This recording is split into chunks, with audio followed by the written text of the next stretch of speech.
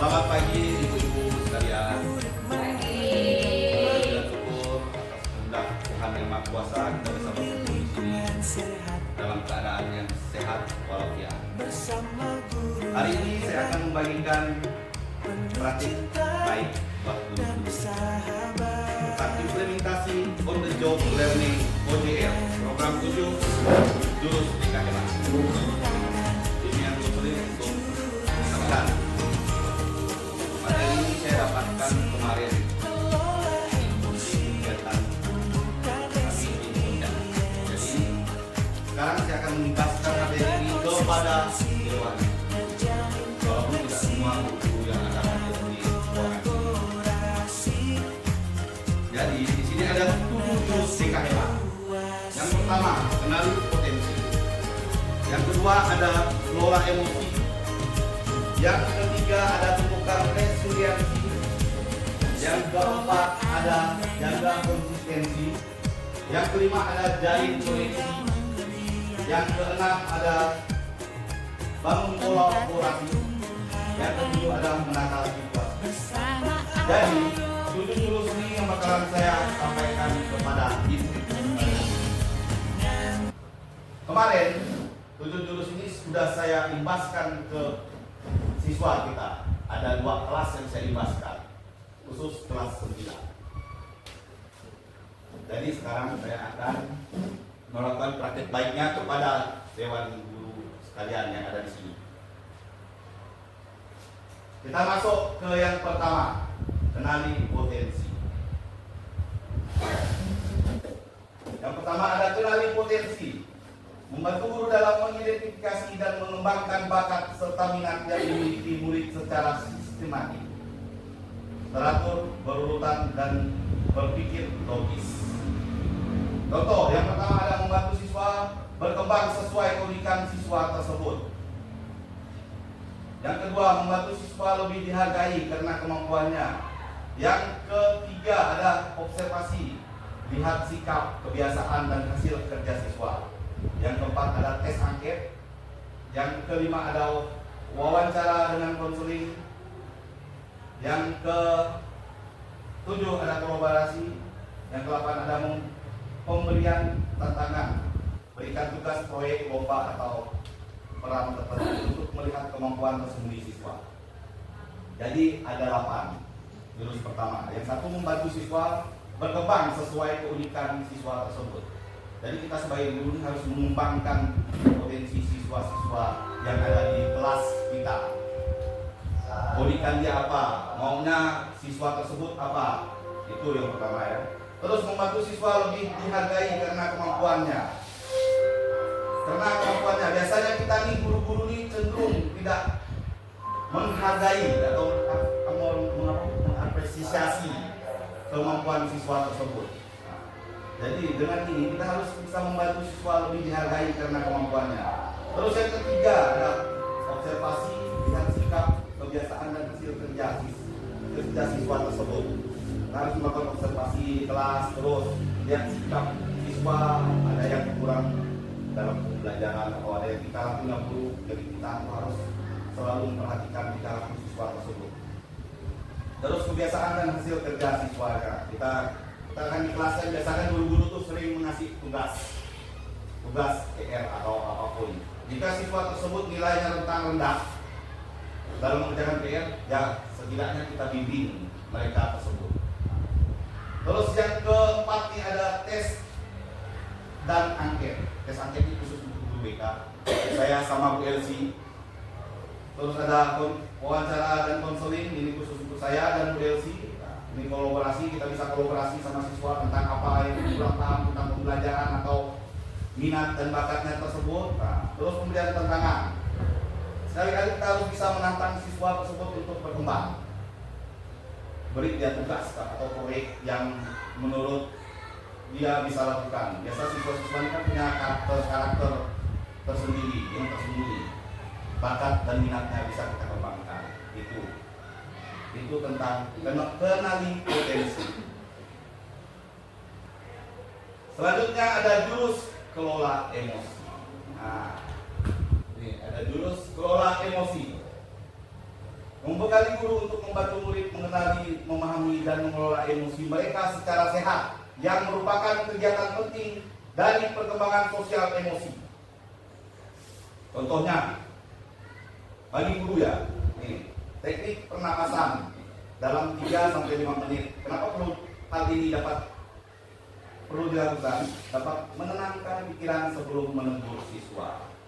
Nah itu, kontrol emosi kita tuh setiap masuk kelas tuh, setidaknya kalau ada siswa yang bermasalah, yang ganggu temannya kah, atau jahilin temannya kah, kita bisa menggunakan teknik ini, teknik pernapasan 3-5 menit, tarik nafas, keluarkan, kayak gitu ya ibu-ibu ya. Terus yang kedua ada rubah pola kata. Ini pola kata ini, kamu selalu bikin masalah, ubahlah menjadi ibu bapak, ibu atau bapak ingin kamu lebih fokus supaya bisa berhasil. Rubah pola kata ini, kamu selalu bikin masalah, kalau bisa dirubah dengan kalimat yang lebih baik. Ibu atau bapak ingin kamu lebih fokus supaya bisa berhasil. Contohnya ya, kalimat yang harus diungkapkan di kelas. Jangan. Selanjutnya ada, dengan hal seperti di atas ini bisa mengurangi konflik kita sebagai guru dengan siswa. Jadi tadi hal yang di atas yang saya sampaikan itu bisa mengurangi sedikit konflik kita dengan guru, dengan siswa, agar pas pembelajaran kita bisa mengatasi ruangan kelas tersebut. Selanjutnya ada, jika sangat emosi, guru bisa diam sejenak, lakukan hal yang positif. Kadang kita di kelas ini kan kadang bawaannya dari luar sekolah. Luar sekolah maksudnya kayak gini. Kita punya masalah di luar sekolah, terus kita datang ke sekolah, masalah kita itu tidak bisa kita kontrol emosi kita sampai ke bawah ke sekolah. Dan gimana cara kita setidaknya lebih baik di kelas, jangan sampai bawaan masalah kita di luar itu kita bawakan ke rumah terus menimbulkan emosi di kelas kan. Jadi setidaknya kita harus bisa mengontrol emosi, bisa diam sejenak, melakukan hal-hal yang positif sebelum kita melakukan pembelajaran. Gitu ya ibu-ibu. Selanjutnya, refleksikan setelah mengajar. Jika strategi agar tidak terulang, misalnya ibu bapak rubah metode pengajaran. Nah, karena biasanya kita ini mengajar siswa ini selalu fokus yang kayak gitu. Kita tidak pernah rubah metode pembelajaran kita. Jadi kalau sebisa mungkin rubah cara ngajar kita di depan siswa agar lingkungan kelasnya aman, sentosa dan tenang. Itu ibu-ibu. Sekarang kita lanjut slide 3, tumbuhkan resiliensi. Ada jurus ketiga, tumbuhkan resiliensi. Membantu guru menumbuhkan daya lenting atau ketahanan pada murid agar mampu menghadapi tantangan, tekanan, dan kegagalan. Yang pertama, menerima siswa apa adanya, karena setiap siswa punya karakter yang berbeda. Ada yang pendiam dan ada juga yang sulit diatur. Karena di setiap sekolah pasti mempunyai masalah tersebut. Ada siswa yang pendiam di dalam kelas. Kelas kita lah, misalnya ibu wali kelas atau guru mapel kan. Di dalam kelas kita tuh ada siswa yang pendiam, terus ada sulit diatur. Jadi kita tuh di sini tekankan agar kita bisa membuat siswa tersebut lebih aktif dalam pembelajaran kita. Tekankan lebih aktif ya ibu-ibu. Nah, seperti itu. Selanjutnya ada, guru wajib bersikap sabar, mencari pendekatan yang lebih tepat. Ini memudahkan ketahanan diri kita sebagai pendidik yang tidak mudah menyerah. Guru wajib bersikap sabar. Kita tuh di dalam kelas memang harus mengontrol emosi dengan bersikap sabar. Sabar ya, sabar sesabar mungkin.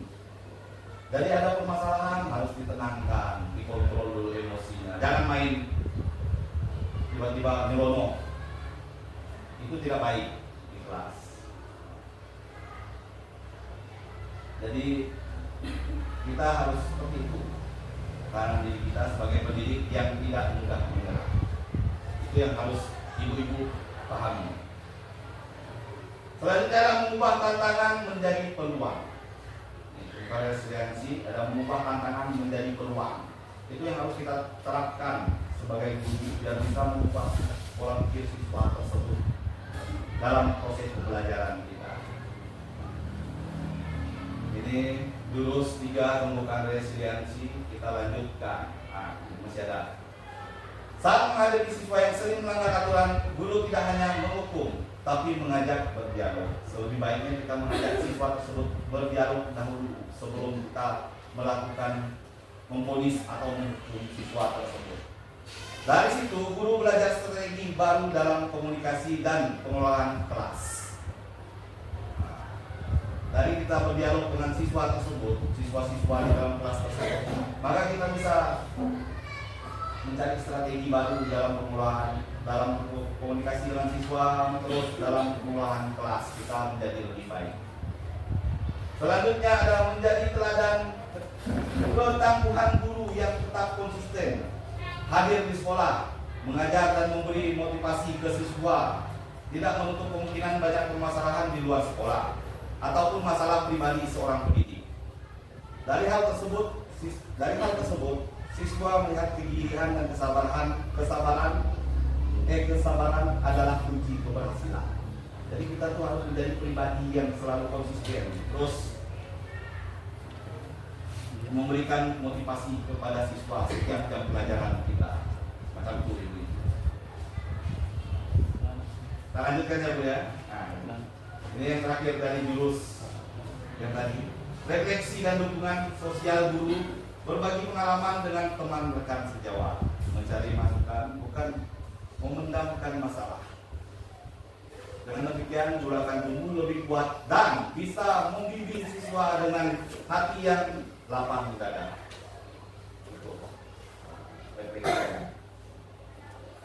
Sekarang kita masuk ke jurus yang keempat.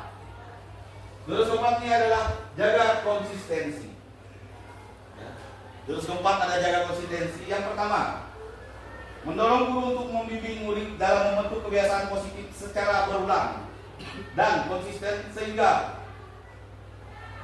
menumbuhkan disiplin dan tanggung jawab. Yang pertama nih, mendorong guru untuk membimbing murid dalam membentuk kebiasaan positif secara berulang dan konsisten sehingga menumbuhkan disiplin yang bertanggung jawab. Terus selanjutnya ada konsisten dalam peraturan dan disiplin. Kita harus melakukan konsistensi dalam peraturan dan disiplin setiap jam pembelajaran. Bisa kita masuk kelas, gimana cara kita harus tepat waktu, contohnya kan di dalam kelas kita harus membimbing siswa-siswa tersebut gimana proses selanjutnya ke depannya gimana. Terus selanjutnya ada konsisten dalam memberi bimbingan pembelajaran. Seperti di sini kan mungkin ada guru-gurunya berbeda-beda. Gimana cara kita konsisten dalam memberikan bimbingan terhadap siswa kita. Selanjutnya ada konsisten dalam sikap kita sebagai guru itu seperti apa? Sikap dan tingkah laku kita tersebut. Terus konsisten dan memberikan apresiasi dan teguran. Nah, kita harus memberikan konsisten apresiasi dan teguran kepada guru, kepada siswa, teguran dan kita kasih penghargaan kepada siswa. Misalnya dalam kelas kita ada siswa yang dalam pembelajaran nilai kita tuh kelihatan baik, kita bisa kasih penghargaan, setidaknya hal kecil, hadiah kah bisa dikasih, atau buku catatan kah, atau pulpen kah satu, biar teman-teman di kelas itu bisa mengikuti contoh siswa tersebut. Kok saya bisa dapat? Kok teman saya bisa dapat? Saya nggak bisa. Saya pengen kok dapat hadiah dari ibu. Nah, seperti itu ya. Itu jurus yang keempat, jaga konsistensi. Yang kelima ada jalin koneksi. Dan koneksi ini menekankan pentingnya membangun komunikasi yang sehat dan efektif untuk menciptakan hubungan yang kuat antara guru dengan murid dan sesama teman sebaya. Yang pertama, tunjukkan kepedulian nyata, contoh kecil. Ini contoh kecilnya. Ibu bapak dapat menanyakan kabar. Kamu terlihat lelah, ada yang bisa ibu dan bapak bantu? Seharusnya seperti itu kalimatnya. hampir sama dengan yang jurus yang keberapa tadi itu ya, pertama kayaknya, ketiga ya, resiliensi kan. Terus selanjutnya ada dengarkan dengan empati. Dengarkan dengan empati, contohnya saat siswa bercerita, guru benar-benar mendengarkan tanpa langsung menghakimi. Jadi gini, ibu-ibu, jika siswa punya permasalahan, kita harus mendengarkan setiap permasalahan yang disampaikan siswa tersebut. Mendengarkan, jangan kita langsung menghakimi. Kayak jurus yang keberapa tadi? Untuk kelola emosi kan. Kelola emosi, kita harus bisa mengontrol emosi kita dengan siswa. Jangan main hakimi. Kamu nih gini-gini, kamu nih gini-gini. Jangan seperti itu. Nah, jangan seperti itu ya. Nah. Jadi selanjutnya, gunakan bahasa yang positif. Nih bahasa yang positif. Menggantikan kritik yang menjatuhkan dengan motivasi. Contoh nih, nilaimu jelek sekali Udin. Kalimat ini sangat tidak baik ibu-ibu. Nilaimu jelek sekali. Ubahlah. Kamu sudah berusaha. Coba kita cari cara belajar yang lebih pas ya nak. Nah itu kalimat-kalimat yang mendukung siswa tersebut agar koneksinya dengan kita tidak rentang menjauh. Jadi istilahnya aja lalu tidak takut tapi akrab tapi segan gitu ya ibu-ibu. Di jurus yang kelima, dari koneksi.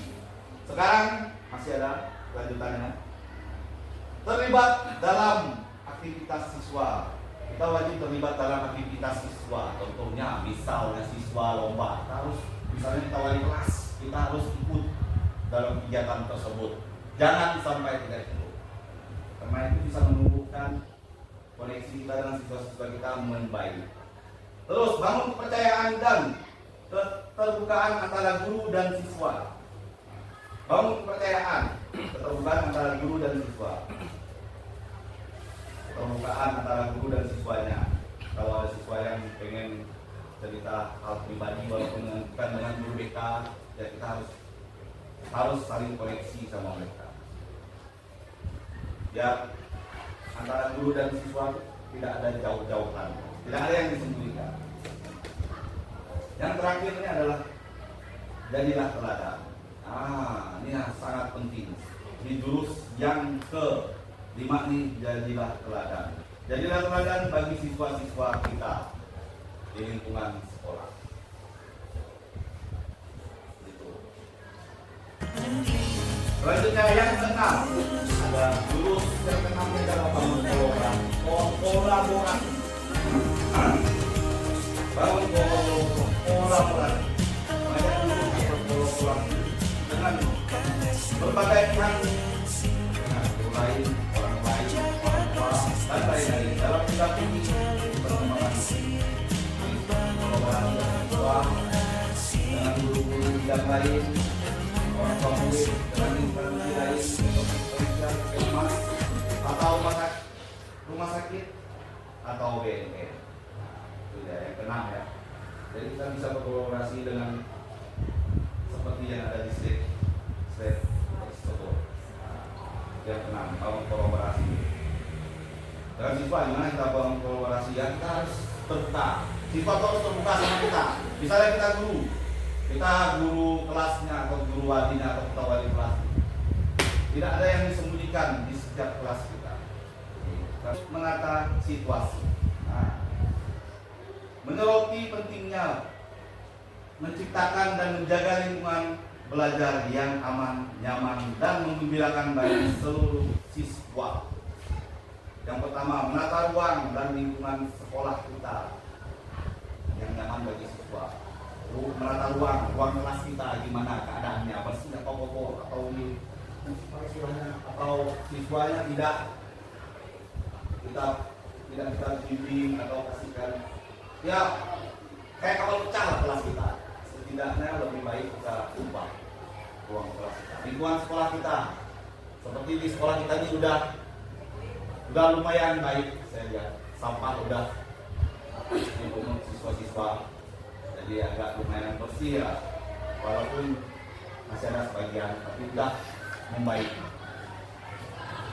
Menata waktu bimbingan, kita perlu menata waktu bimbingan terhadap siswa kita. Kenapa? Karena kadang ada anak yang takut sama kemerdekaan. Dia lebih cenderung memilih wali kelasnya untuk berdialog. Pasti ada ya. Tapi ada enggak siswa yang takut sama wali kelasnya? Terus ada siswa yang lebih dekat sama guru kita. Kita harus sebisa mungkin kita harus bisa saling membuka waktu membimbing siswa kita. Terus yang ketiga ini ada menata emosi seperti jurus yang kedua. Yang terakhir ada menata suasana psikologis. Menata suasana psikologis, contoh kalau kita di kelas, misalnya anak membosankan, kita buat ice breaking kecil-kecilan. Terus pembawaan kita di kelas gimana? Kita harus melakukan senyum, terus ceria, bersemangat agar siswa itu tidak membosankan. Melakukan obrolan ringan yang simpel atau sebelum pembukaan pembelajaran kita melakukan hal tersebut. Sekarang ada sesi tanya jawab untuk ibu-ibu yang saya banggakan dan saya cintai. Gimana menurut ibu-ibu sekalian nih? Menurut ibu-ibu lah, apa 7 jurus ini sangat baik untuk kita kembangkan di sekolah kita atau tidak baik? Saya pengen tahu. Sepertinya 7 jurus ini sudah luar biasa baik buat sekolah kita. Saya kenali potensi yang pertama kan. Kenali potensi. Yang kedua ada kelola emosi. Terus yang ketiga ada tumbuhkan resiliensi. Terus yang keempat ada jaga konsistensi. Yang kelima ada jalin koneksi. Terus yang keenam ada bangun kolaborasi. Yang ketujuh ada menata situasi. Itu buat kita di sekolah. Saya yakin 7 jurus ini sangat bermanfaat karena setiap 7 jurus ini di dalam diri kita ada. Yang pertama, kita harus mengembangkan potensi siswa. Terus yang kedua, mengontrol emosi kita sebagai guru gimana? Kita harus mengontrol emosi kita pribadi kita, mengontrol emosi kita kepada siswa. Itu yang wajib. Yang saya paling senang dengan jurus yang kedua, mengontrol emosi. Karena di sekolah kita ini tidak menutup kemungkinan hampir semua guru hampir semua guru rata-rata emosional. Dan itu yang harus kita kembangkan, cara mengontrol emosi kita. Tapi kalau yang tujuh, yang selain dari ini, semua guru sudah melakukan di setiap kegiatan ataupun di kelas. Oke ibu-ibu, saya mau tahu pendapat ibu-ibu dari materi yang saya sampaikan ini. Gimana menurut ibu-ibu sekalian? Ada misalnya ada tambahan kah atau gimana? Boleh disampaikan sekarang ibu-ibu. Mau bertanya atau kayaknya materi bagus. Kita memakan yang jurus keberapa gitu. Kan? Saya mau tanya di jalin koneksi. Salah satunya itu jaga konsistensi. Jaga konsistensi. Di situ menjaga konsistensi. Yang terakhir itu kita boleh memberi apresiasi atau teguran untuk siswa yang melakukan hal-hal berprestasi atau hal baik yang mungkin menurut kita itu siswa tersebut biasanya tidak bisa, tapi saat pelajaran berikutnya atau materi yang lain siswa itu menjadi bisa. Jadi kita perlu memberi apresiasi untuk dia. Contohnya kalau saya biasanya dia tidak mau baca, tapi sekarang dia ternyata bisa, bagus dia baca kan. Di sini Bapak tadi menyatakan bahwa kita boleh memberi apresiasi berupa benda barang yang membuat dia itu lebih senang dan bersemangat.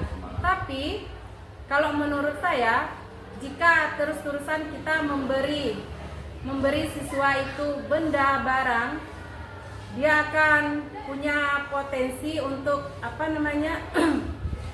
kebiasaan ya. Kalau bapak ini memberi saya barang atau hadiah, saya nanti berikutnya mau ini. Memang sih itu menumbuhkan motivasi. Tapi kalau berterus-terusan gitu kan tidak baik juga. Kalau bapak punya hadiah oke, tapi kalau bapak nggak mampu memberi hadiah bagaimana? Jadi gini Bu. Sebentar.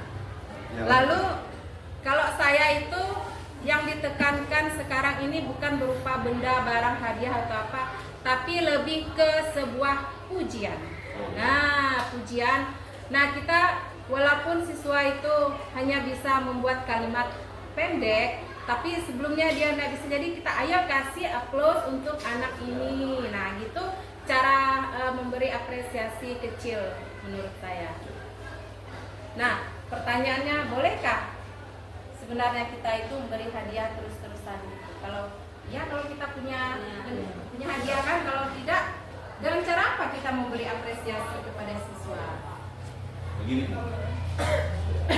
Konsistensi dalam memberi apresiasi ya berupa hadiah. Kita lakukan misalnya dalam per semester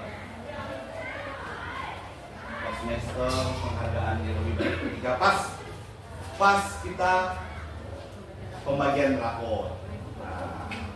Apresiasi berupa hadiah atau penghargaan.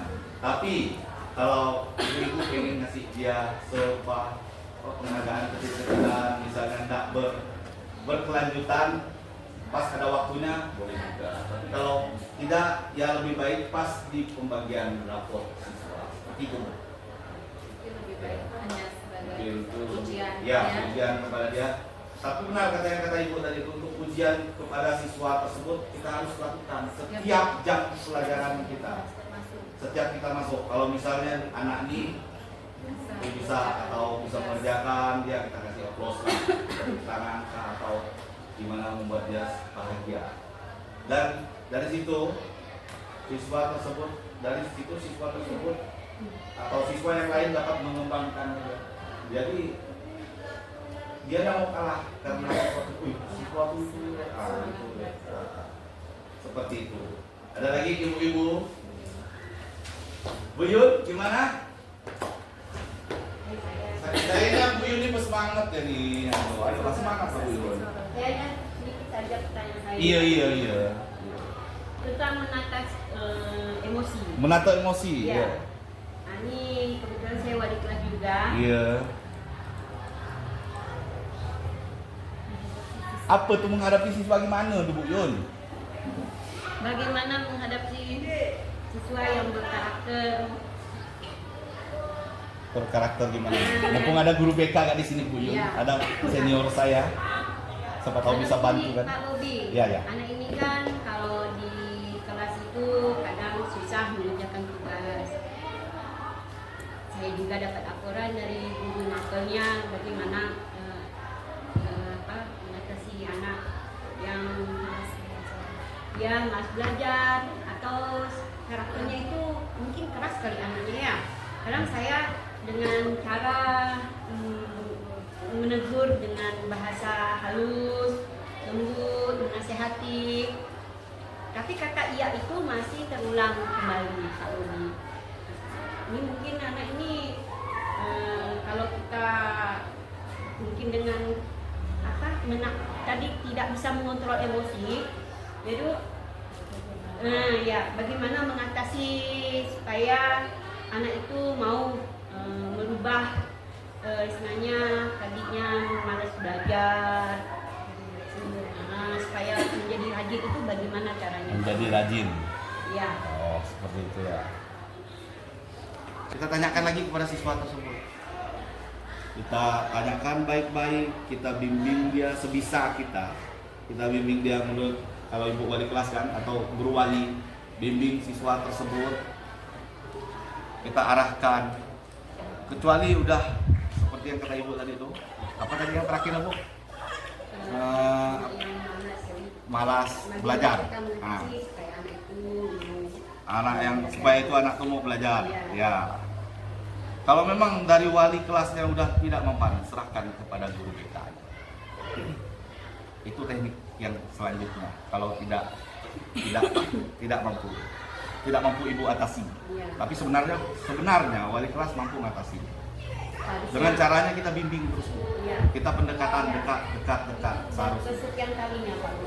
Tapi kalau memang udah kata bahasa orang sini apa namanya ya? Kel. Nah, bandel udah overlight, ya serahkan kepada guru BK. Bisa serahkan sama Bu Elsi atau sama saya. Biar saya yang menangani. Dengan cara saya sendiri atau cara Bu Elsi, karena Bu Elsi yang saya akan itu. Menurut saya seperti itu. Gimana? Apa masih kurang? Ada versi bisa tambahkan kalau mau menambahkan. Gimana cara kakak nanganinya?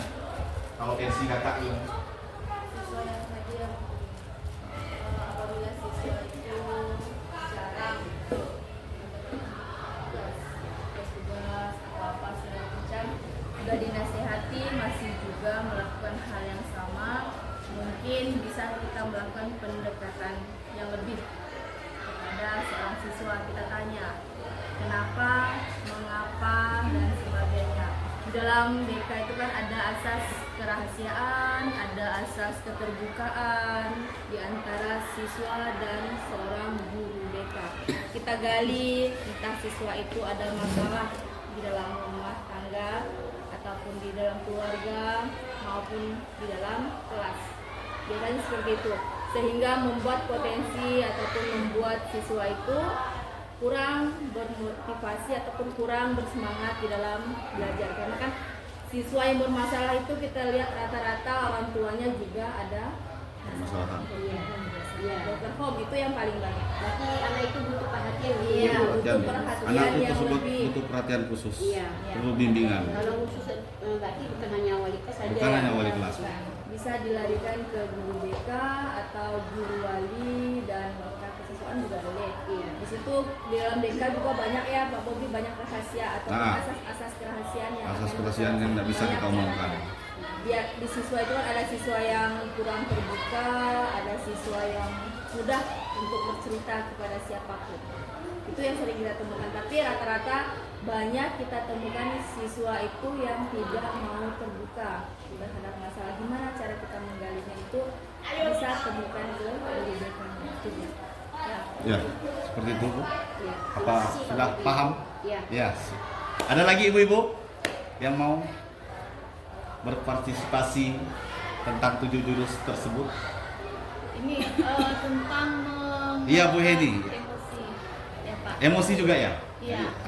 Nah di sini kan rubah pola kata. Nah biasanya kan anak-anak ini kalau kita menggunakan dengan bahasa yang halus, biasanya kan anak-anak tuh nggak mau dengar. Iya. Oh ibu ini nggak marah gitu kan. Jadi kalau kita ngubah dengan cara halus gitu kan ngomongnya, biasanya anak-anak ibu ini nggak marah, ibu ini nggak garang. Jadi anak tuh nggak mau dengar ngomong kita biasanya. Jadi gimana? Karena di kelas ini karakter siswa sekarang kayak ibu-ibu kan susah. Maksud saya, maaf ngomong memang agak susah siswanya. Kita ngomong kasar pun dia tidak mau mendengar. Terus kadang kita ngomong halus pun dia tidak mau mendengar. Caranya gimana? Kalau pendapat saya pribadi, kita sebagai guru ya semampu kita harus bisa membimbing dan menetralkan ruang kelas kita tersebut agar setiap pembelajaran kita masuk mereka mendengarkan atau mengamati atau gimana kita rubah pola belajar kita di kelas dalam misalnya melakukan ice breaking tadi itu ya, tips-tips pembelajaran ice breaking kita bisa mengembangkan di kelas, rubah pola pembelajaran kita walaupun melalui sistematik yang dekat, pendekatan terhadap setiap murid-murid kita tersebut. Itulah kita harus bisa mampu mengelola kelas. Kalau ada di dalam kelas masih ada anak yang seperti itu, kuncinya cuma satu. Kasih sama guru wali. Kita tetap sabar. Terus yang kedua, guru wali. Terus yang ketiga, kalau udah tidak sanggup lagi, ya serahkan kepada guru. Terima kasih Pak. Gimana dengan 7 jurus nih? Ada nggak sedikit masuk ke dalam otaknya? Jangan masuk keluar ke dalam otaknya terus masuk ke kiri keluar ke kanan. Apa bisa dikembangkan di setiap jam pelajaran ibu itu? Insya Allah bisa. Insya Allah bisa. Insya Allah. Saya berharap supaya di kelas materi tersebut bisa disampaikan, walaupun tidak semuanya, ada sebagian yang bisa disampaikan untuk ibu-ibu semua. Semoga hari ini bisa bermanfaat buat ibu-ibu semuanya. Terima kasih udah sampai ke titik ini, terus udah mendengarkan praktik baik yang saya sampaikan kepada ibu-ibu. Semoga bermanfaat semuanya, bisa dikembangkan di kelas, di sekolah kita, karena sekolah kita ini memang harus dikembangkan. Ya, generasi kita selanjutnya, generasi hebat selanjutnya berkembang menjadi lebih baik. Terima kasih ya semuanya ibu-ibu, terima kasih. Kasih tos. Selamat